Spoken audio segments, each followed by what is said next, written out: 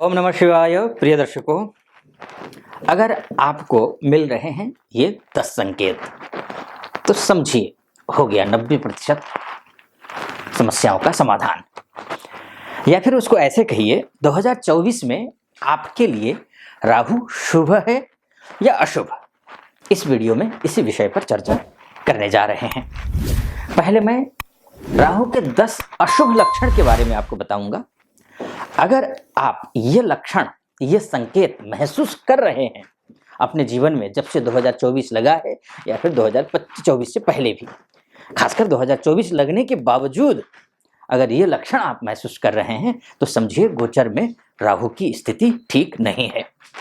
अगर ऐसी स्थिति में उसका निवारण भी बताऊंगा, वो भी 10 निवारण बताऊंगा जो कि रामबाण होंगे आपके लिए, राहु की परेशानी से, राहु के दोष से बचने के लिए। और अंत में राहु के 10 शुभ लक्षण बताऊंगा। अगर ये लक्षण आप में हैं तो समझ लीजिए राहु आपकी कुंडली में अच्छा है और ये आपके लिए राजयोग कारक ग्रह बन रहा है आपकी कुंडली में। तो पूरा वीडियो सुनिएगा। अगर अच्छा लगे वीडियो या फिर ये विषय, आप कमेंट बॉक्स में जाकर के ओम नमः शिवाय 5 बार या 11 बार अवश्य लिख दीजिएगा। इसके साथ साथ लाइक भी कर दीजिएगा और सब्सक्राइब भी कर दीजिएगा चैनल को। चलिए विषय पर प्रवेश करते हैं। राहु के लक्षण। राहु देखिए, कलयुग में सबसे महत्वपूर्ण ग्रह अगर कोई है तो वो है राहु।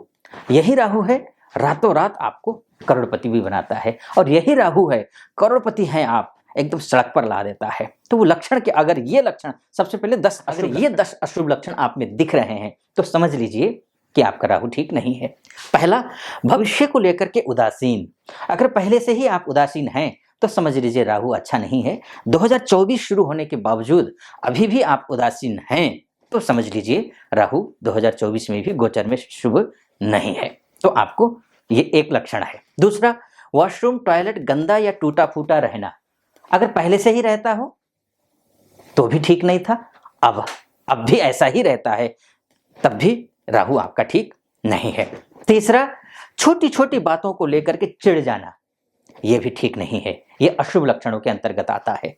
चौथा जो है, नशे की लत का शिकार हो जाना। अगर अचानक नशा करने लग गए हैं या फिर नशेड़ी दोस्तों से उठना बैठना हो रहा है, तब भी समझ लीजिए आपका राहु खराब है। पांचवा जो है, अशुभ हो तो, अगर राहु अशुभ हो तो नाखून और बाल गिरने लगते हैं। अब गिरने के साथ साथ में, या फिर गिर नहीं रहे हैं आपके, लेकिन आप जो खाना खा रहे हैं उसमें बार बार बाल आ रहा है खाने में, आपके ग्रास में, तो समझ लीजिए कि राहु कहीं ना कहीं दोषी है, राहु दोष आपकी कुंडली में है। ये छठवां जो है, वो पालतू जानवर या फिर पक्षी अचानक मर जाना। घर में डॉगी है या बिल्ली है तो ये अचानक बीमार हो गए और मर गए तो समझ लीजिए राहु खराब है। या फिर घर के, या फिर कोई पक्षी पाल रखा हो आपने, तोता हो या फिर अन्य कोई पक्षी हो, वो उसका मर जाना, या फिर कोई आपके घर के आसपास में आकर के पक्षी अचानक मरने लग गए तो भी समझ लीजिए राहु ठीक नहीं है। परिवार में पति पत्नी में विवाद रहता हो, सातवां, अक्सर विवाद रहता हो तो समझ लीजिए राहु ठीक नहीं है, या विवाद बढ़ रहा हो तो भी समझ लीजिए। आठवां जो है, घर के आसपास बार बार सांप दिखाई दे, तब भी घर के आसपास सांप दिखाई दे तब भी।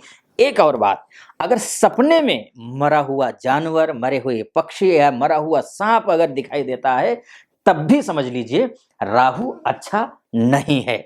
उसके बाद 9वां जो है, अक्सर भ्रमित रहने लगते हो आप।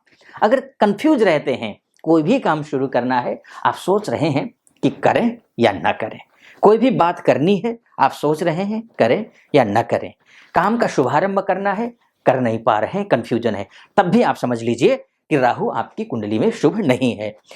10वां जो है, अल्सर और गैस्ट्रिक की समस्या अचानक बढ़ने लगे या फिर लीवर पेन होने लगे, पेट दर्द होने लगे तो समझ लीजिए कि राहु शुभ नहीं है।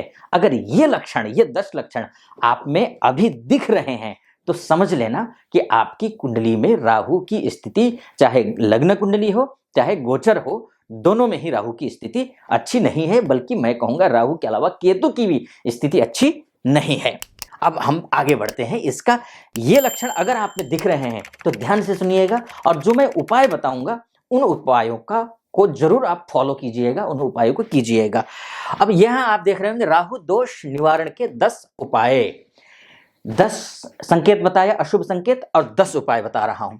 चांदी के टुकड़े अपने पास हमेशा रखें। अगर ये मैंने उपाय बताया आपको कि क्या करना है, क्या कौन कौन से लक्षण है जो अशुभ हैं, अगर ऐसा है तो ये चांदी के टुकड़े अपने पास जेब में रख लीजिए अक्सर, ये ठीक रहता है। हर सोमवार और शनिवार के दिन शिवलिंग पर जल चढ़ाएं और काले तिल अर्पित करिए। ठीक है ना, ये दूसरा उपाय ये करिए। इसका स्क्रीनशॉट लीजिए, रखिए अपने पास, और इसको क्रमबद्ध तरीके से फॉलो कीजिए, आपको शुभ होगा। आपके लिए रामबाण उपाय है ये। तीसरा जो है काला वस्त्र, यहाँ पर थोड़ा सा ऐसा ही है, थोड़ा सा वो करने में प्रिंटिंग मिस्टेक है। ये काला वस्त्र धारण कर ओम भ्राम भ्रीम भ्रौम सह राहवे नमः मंत्र का 108 बार जप करें। ये राहु का तंत्रोक्त बीज मंत्र है, करना चाहिए। ये अगर 7 दिन नहीं कर सकते हफ्ते में, या प्रतिदिन नहीं कर सकते हैं, समय नहीं मिल पाता है, तो पहले तो निवेदन ये है कि प्रतिदिन करिए। अगर नहीं समय मिल पाता है तो शनिवार को अवश्य करिए। ये चौथा जो है पानी में कुश डालकर नहाएं। कई लोग होते हैं जो शहरों में रहते हैं, वो कुशा नहीं समझ पाते हैं। कुशा आप सर्च कर लीजिएगा, एक घास जैसा होता है, नुकीला घास होता है। एक है ना कुशाग्र बुद्धि बोलते हैं ना, कुश के जैसे एकदम नुकीला होता है, वो घास जैसा ही होता है, वो होता है। तो बहुत पवित्र माना जाता है इसको। तो पानी में डाल करके कुश आपको नहाना है। पांचवा जो है बुधवार से शुरू करके 7 दिनों तक काले कुत्ते को मीठी रोटी खिलाएं। ये भी बहुत शुभ रहता है, काले कुत्ते को खिलाइए। और उसके बाद छठा जो है शराब और मांस से परहेज करें। बिल्कुल करिए, शराब से तो बिल्कुल करिए। मांस से अगर परहेज नहीं कर सकते हैं, या फिर बिल्कुल नहीं कर सकते, कोशिश करिए पूरी तरीके से कर दें। नहीं कर सकते हैं तो शनिवार को कम से कम नॉनवेज मत खाइए, और गुरुवार को भी मत खाइए। ठीक। सातवां जो है उपाय है चांदी के 2 छोटे छोटे सांप बनवाकर बहते जल में प्रवाहित कर दें। ये नाग नागिन छोटे छोटे सांप बनवाकर, यहाँ मैंने सांप लिख दिया है, छोटे छोटे नाग और नागिन बना लीजिए चांदी के, और उसको बहते हुए पानी में प्रवाहित कर दीजिए।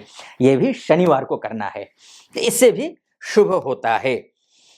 इसके बाद 8वां जो है उपाय है कम से कम 18 शनिवार राहु का व्रत रखें, क्योंकि विंशोत्तरी महादशा में भी राहु की जो दशा होती है 18 साल तक होती है। तो 18 साल तक ये जो है 18 शनिवार को राहु का व्रत रखना है। शनि का व्रत रख लीजिए, शनि के साथ में राहु की उपासना कर लीजिए। 9वां जो व्रत है, 9वां जो उपाय है, निवारण है, व्रत नहीं रख सकते हैं शनिवार को। कई बार होता है ऐसा है कि डायबिटिक होते हैं आप, या फिर कुछ ऐसी समस्याएं आती हैं कि नहीं रख पाते हैं। उन मजबूरियों में क्या करना है, शनिवार के दिन काले तिल से बने चीजें, मीठी रोटी, मिठाई इत्यादि खाइए। ये काली चीजें खाइए, है ना, आप वो शुभ रहेगा, काले तिल से बनी हुई, है ना। और 10वां जो है उस शनिवार के दिन ग्रे कलर या फिर ब्लैक कलर के कंबल आप दान कीजिए। ये भी शुभ रहता है, अच्छा रहता है।